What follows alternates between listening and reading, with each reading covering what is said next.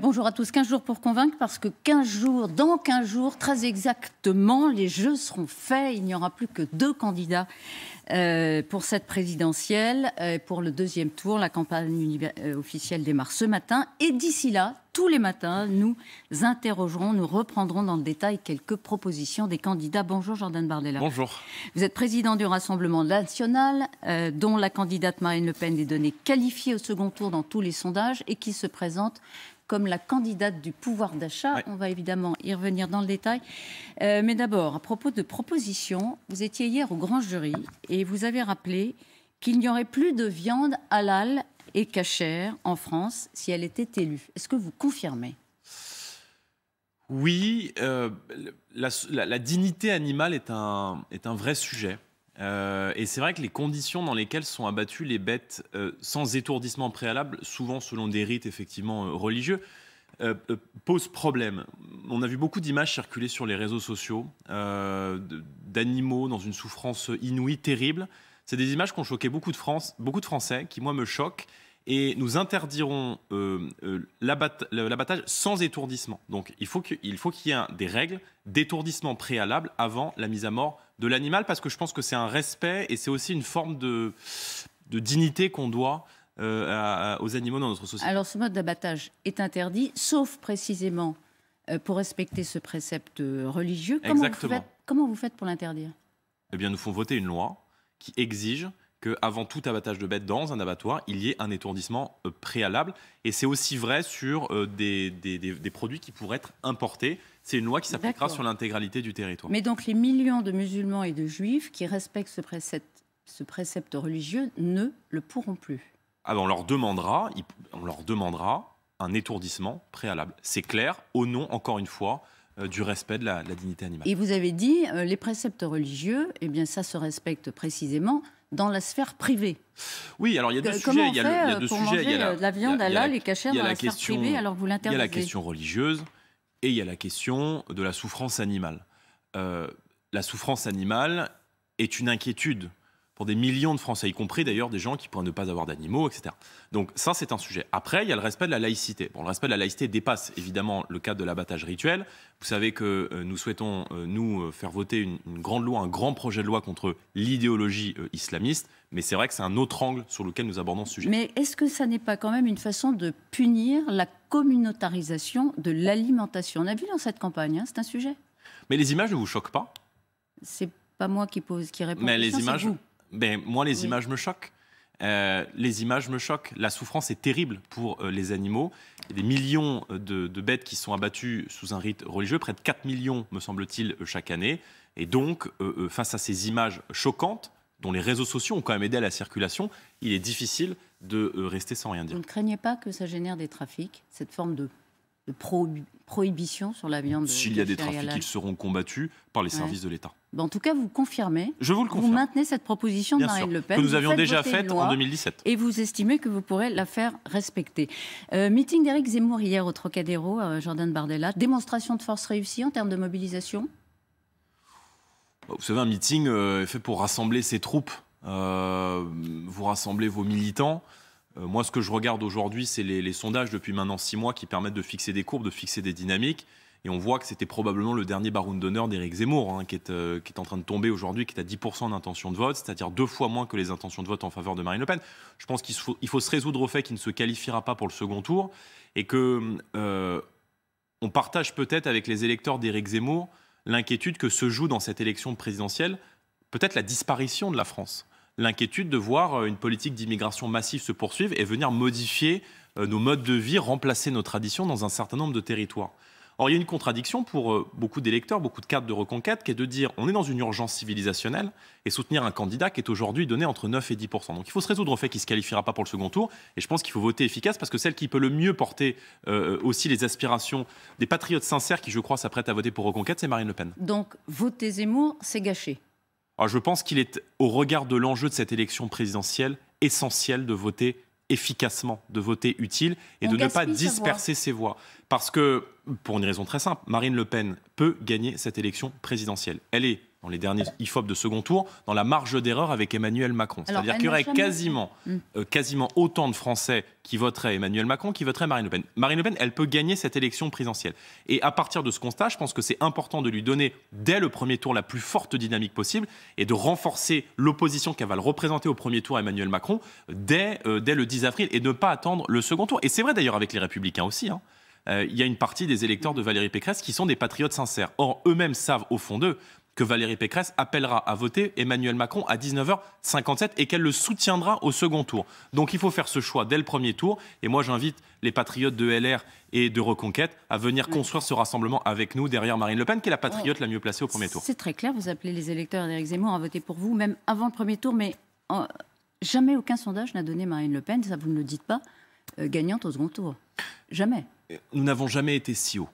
C'est une réalité. Emmanuel Macron a quand même été protégé, y compris dans les instituts de sondage d'ailleurs, du fait de sa non-entrée en campagne, parce qu'évidemment, quand vous êtes président de la République, vous n'êtes pas en campagne, il y a quand même une forme de protection, au moins dans l'opinion qui se met en place. Et en tout cas, c'est une tendance qu'on constate, elle est donnée quasi-égalité avec Emmanuel Macron. En vérité, Emmanuel Macron sera réélu si les Français s'abstiennent. Et moi, c'est le message que je veux faire passer dans les quelques jours qui nous séparent maintenant du premier tour de l'élection présidentielle. Si les Français se déplacent, Emmanuel Macron sera battu. Si le peuple vote, le peuple gagne. Et moi, j'appelle les électeurs du Rassemblement national et tous les Français, qu'ils viennent de la droite, qu'ils viennent de la gauche, qui ne veulent plus d'un nouveau quinquennat de violence, de casse sociale et de saignée fiscale, à voter pour Marine Le Pen. Parce qu'encore une fois, nous pouvons gagner et nous pouvons concrètement changer les choses dans le pays à compter du 24 avril. Dans une étude publiée par Libération ce matin, en tout cas, Libération y fait allusion, l'électorat populaire et surtout le vote ouvrier, employé, agriculteur est le plus incertain. C'est précisément celui-là, le vote populaire, qui hésite à aller voter, estimant que c'est joué d'avance. Vous craignez un phénomène régional, dans le fond, qui vous a marginalisé par l'abstention? Je ne le crois pas et je vais vous répondre clairement. Je pense que beaucoup de Français... Mais bien sûr. Quand vous appelez à la mobilisation, vous dites attention. Mais pas qu'on se retrouve dans le scénario des régionales. Il n'y aura pas 25% de participation à l'élection présidentielle, heureusement, et c'est tant mieux. Mais les Français doivent se poser cette question. Est-ce qu'ils veulent que l'on continue avec 60% de taxes sur les carburants? Est-ce qu'ils veulent qu'on continue avec un départ à l'âge légal de la retraite qui va être repoussé à 65 ans si Emmanuel Macron devait être réélu? Ça a encore été confirmé par Gabriel Attal hier soir avec 43 annuités.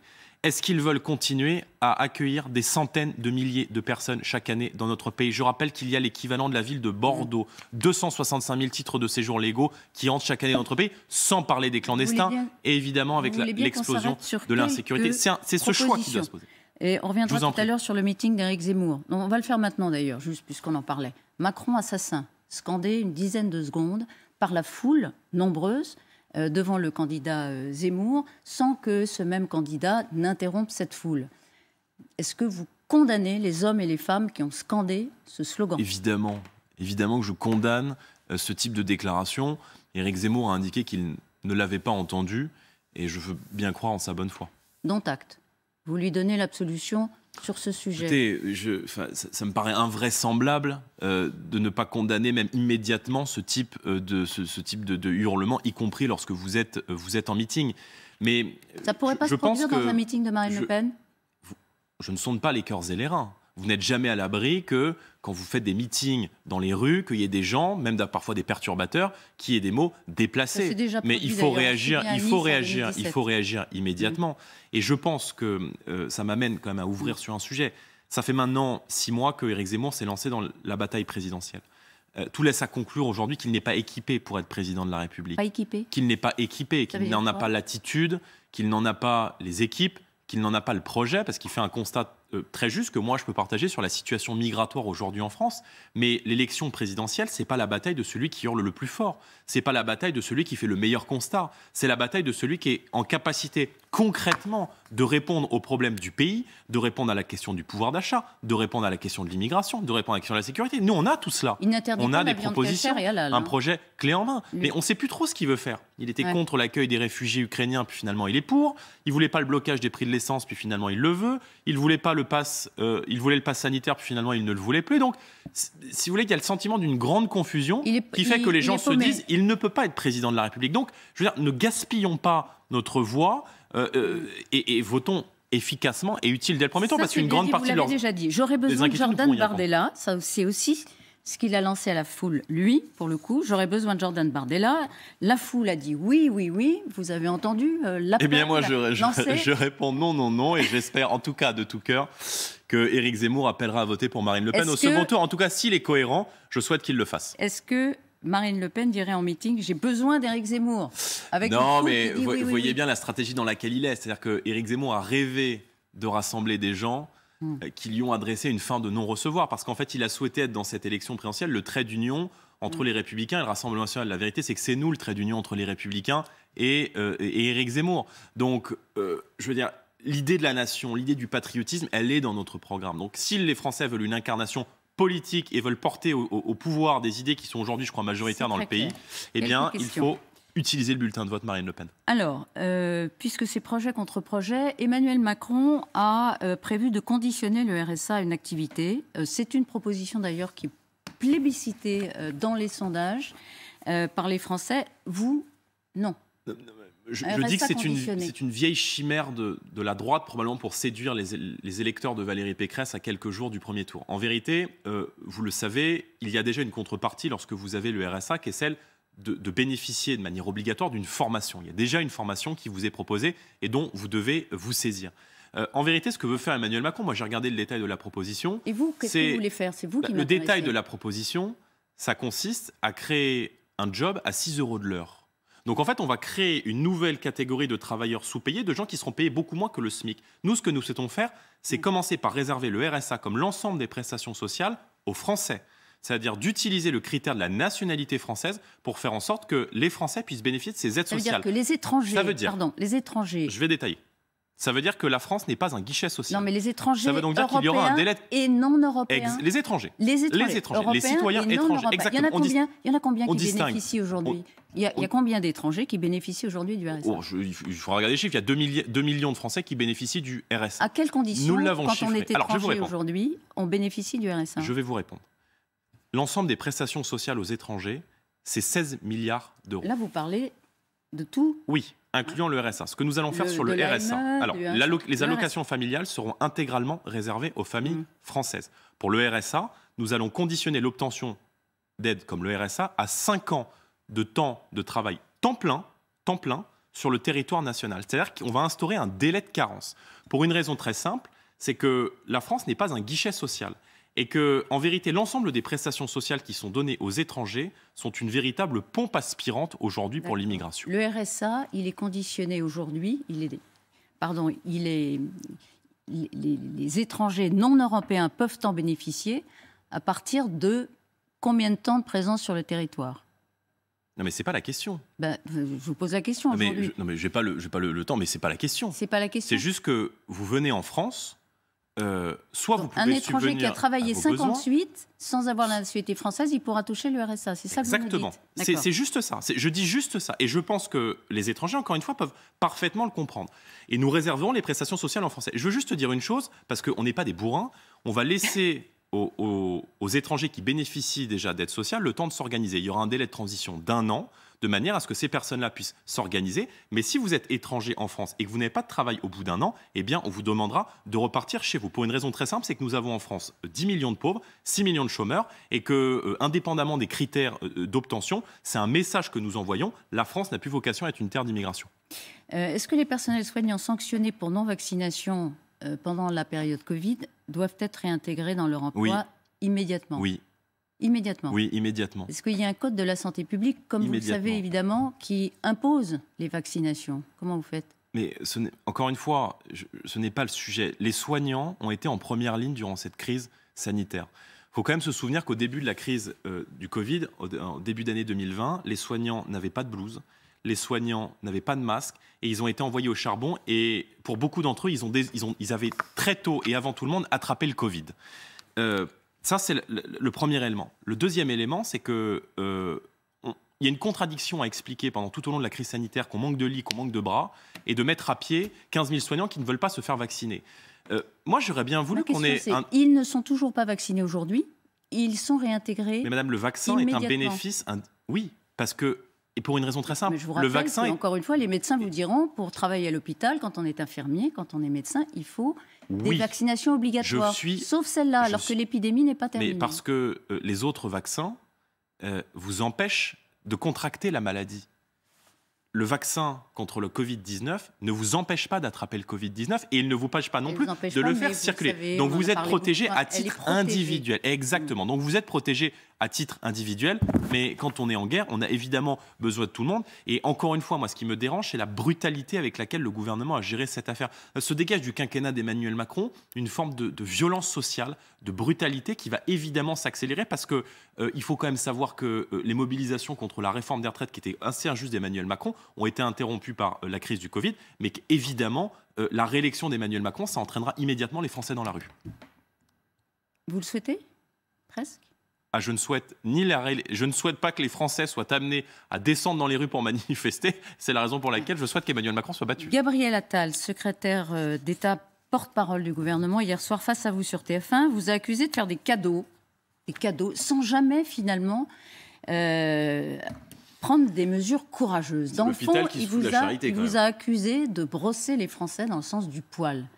Non mais écoutez, un gouvernement qui a fait 600 milliards d'euros de dettes, 600 milliards d'euros de dettes que va nous léguer Emmanuel Macron et qui vient nous accuser de faire des cadeaux avec la hotte du Père Noël, c'est un peu l'hôpital qui se moque de la charité. Nos mesures sont chiffrées. Marine Le Pen a présenté il y a quelques jours, vous l'avez vu, son chiffrage. C'est un programme de 68 milliards d'euros, un projet qui est ambitieux et qui vise, et ça sera notre première priorité, qui vise dès le début du quinquennat, vous le savez, à rendre du pouvoir d'achat aux Français, notamment en abaissant la TVA de 20% à 5,5%. C'est pas un cadeau, c'est financé, ça coûte 12 milliards d'euros. Quelles sont les mesures courageuses que vous prenez et qui ne sont pas des cadeaux? C'est ça la question qu'il posait. D'abord la baisse de la TVA de 20% à 5,5% sur le carburant, sur l'essence, sur le gaz, sur l'électricité. Le fuel, oui, c'est courageux parce que ça va redonner de l'oxygène à beaucoup de Français. Il y a des millions de gens aujourd'hui qui sont contraints d'emmener leurs enfants à l'école en voiture, qui sont contraints d'aller faire leurs courses en voiture, qui sont contraints d'aller travailler avec leur véhicule et qui aujourd'hui n'arrivent plus à faire un plein complet parce que l'essence est devenue trop chère. Et donc les deux mesures que nous prendrons dès le début de notre élection, c'est la baisse de la TVA, parce qu'aujourd'hui on sait qu'il y a 60% de taxes sur les carburants. Et deuxièmement, tant que le baril sera supérieur, le prix sera supérieur, le cours du baril à $100, nous supprimerons toutes les hausses de TICPE, de taxes sur les carburants qui ont été faites par Emmanuel Macron quand il a été élu. Et ces deux mesures vont permettre aux Français de gagner 15 à 30 euros par litre, et c'est considérable. 18 centimes vendredi, c'est pas assez. Baisse de 18 centimes par litre à partir de vendredi sur décision du gouvernement. Mais d'abord, ça arrive trop tard, pardon. Et deuxièmement, c'est dérisoire. Dérisoire. Nous faisons gagner entre 15 et 30 euros par plein d'essence, plus évidemment la baisse de la TVA sur l'électricité, sur le gaz, sur le fioul. Parce que, encore une fois, se chauffer, se nourrir est en train de devenir un produit de luxe aujourd'hui pour beaucoup de Français. Je vous demande de répondre rapidement. Revenez-vous sur la suppression de la taxe d'habitation? Oui ou non? Sur le prélèvement à la source? Non. Emmanuel Macron propose le versement à la source des prestations sociales. Est-ce que c'est une bonne idée? Oui ou non? Oui, c'est une bonne idée, mais hier soir, lors du débat avec Gabriel Attal, votre confrère Claire Coudray nous a demandé à la fin une mesure qui symbolise un peu notre projet. Et vous voyez qu'Emmanuel Macron, en fait, n'a pas d'horizon à proposer au pays. C'est-à-dire que la seule ambition qu'il a pour la France, hormis les formules creuses qu'il a étayées tout au long de ses conférences de presse, c'est le versement à la source. On a le sentiment que Emmanuel Macron sollicite non pas une réélection, mais une tacite reconduction, une nomination par tacite reconduction. Et l'objectif d'un président ne devrait pas être de se faire réélire à tout prix. C'est quel horizon il propose au pays, quelle réponse sur le pouvoir d'achat, quelle réponse sur le panier de courses, quelle réponse sur l'insécurité dont personne ne parle, quelle réponse sur la crise migratoire, quelle réponse sur la santé, sur le logement. Et on a le sentiment qu'il n'y a rien. Et les Français doivent se poser cette question avant de voter. Que va m'apporter Emmanuel Macron pendant 5 années supplémentaires, lui qui a beaucoup divisé le pays? Marine Le Pen chahutée en Guadeloupe, est-ce que c'est le signe que la dédiabolisation, c'est pas encore gagné? Non, parce qu'on est arrivé, je me permets de vous le rappeler, en tête aux élections européennes en Guadeloupe il y a 2 ans, il y a 3 ans.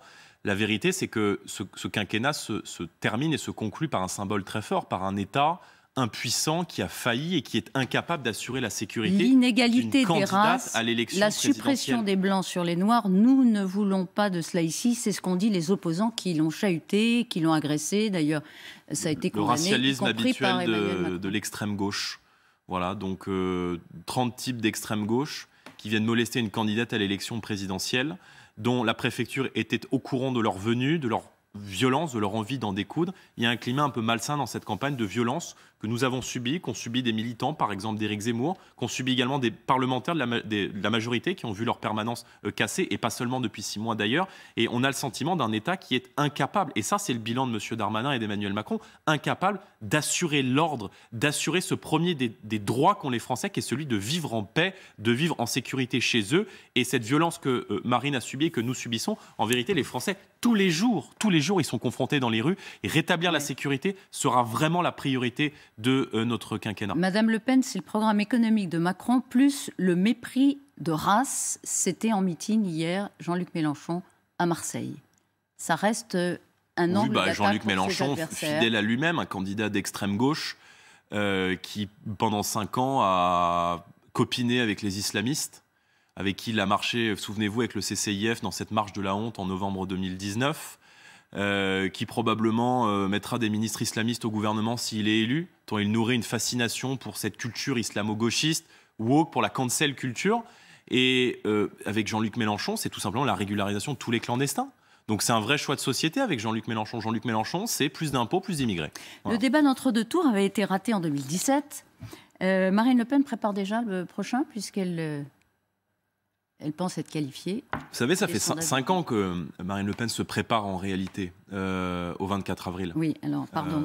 J'imagine, d'ailleurs, elle a fait oublier et elle est maintenant plébiscitée dans les sondages comme pouvant être qualifiée. Je vous pose la question concrètement, est-ce qu'elle le prépare déjà ? Oui, bien sûr qu'elle le prépare. Bien sûr qu'elle le prépare, bien sûr qu'elle s'y prépare. Mais écoutez, bien sûr, parce que, je veux dire...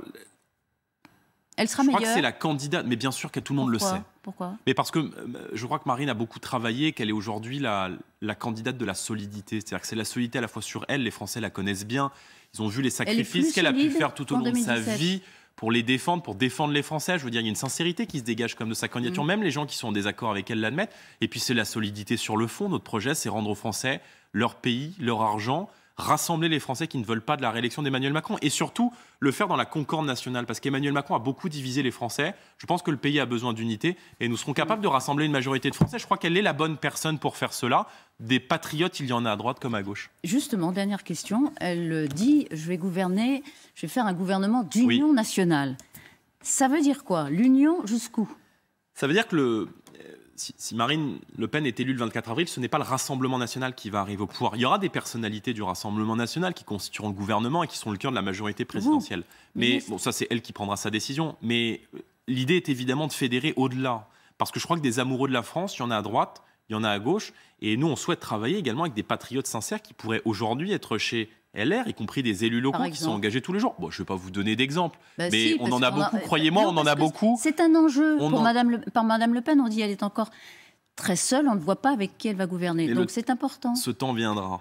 Aujourd'hui, je crois que c'est le temps de la mobilisation. Elle n'est pas seule, Marine Le Pen? Et non, elle n'est pas seule. Et quand on est aujourd'hui donné à 46,5 au second tour de l'élection présidentielle, croyez-moi, on n'est pas seul. Elle a d'ores et déjà indiqué que son ministre de la Justice, garde des Sceaux, serait Jean-Paul Garot, magistrat qui est le père du parquet national antiterroriste, qui a coécrit notre projet de loi avec d'autres magistrats contre l'idéologie islamiste et qui vient des Républicains et qui, comme beaucoup de LR, fait le constat que la seule qui peut porter aussi les valeurs de beaucoup de LR sur la défense de la nation, la protection des frontières, la sécurité. Mais il pourrait y avoir bien sûr des ministres de LR dans le gouvernement. Par exemple, Éric Ciotti. Mais je ne vais pas vous donner non, parce que d'abord... Éric Ciotti, il a dit qu'il pourrait voter Zemmour de second tour. Il n'a jamais dit qu'il voterait Marine Le Pen. Parce que d'abord, ce n'est pas mon rôle. Mais moi, j'appelle tous ces gens-là à faire un choix de conviction. Je veux dire, Marine Le Pen, Emmanuel Macron, pour qui vont-ils voter? Moi, je connais beaucoup de gens chez les Républicains qui voteront en faveur de Marine Le Pen. Et ils ont raison de le faire. Donc, Union nationale, jusqu'où? C'est la question. Il reste quelques secondes. La droite LR, la droite Zemmour, la gauche, partout il y a des amoureux de la France. Oui, d'accord. Mais non, mais je ne vais pas. Essayez pas. Je vous donnerai pas de nom. Mais croyez-moi, quand on est à ce niveau électoral-là, on voit beaucoup de gens, on rencontre beaucoup de Français. Et je pense que depuis 5 ans, on vous a quand même montré notre capacité à dépasser le Rassemblement national. Thierry Mariani, Jean-Paul Garot, André Cotara, qui est venu de la France Insoumise, des élus locaux qui partout sont venus dans une démarche d'union, de rassemblement, avec comme seul critère sauver la France. Merci Jordan Bardella Merci d'avoir été ce matin sur le plateau de LCI.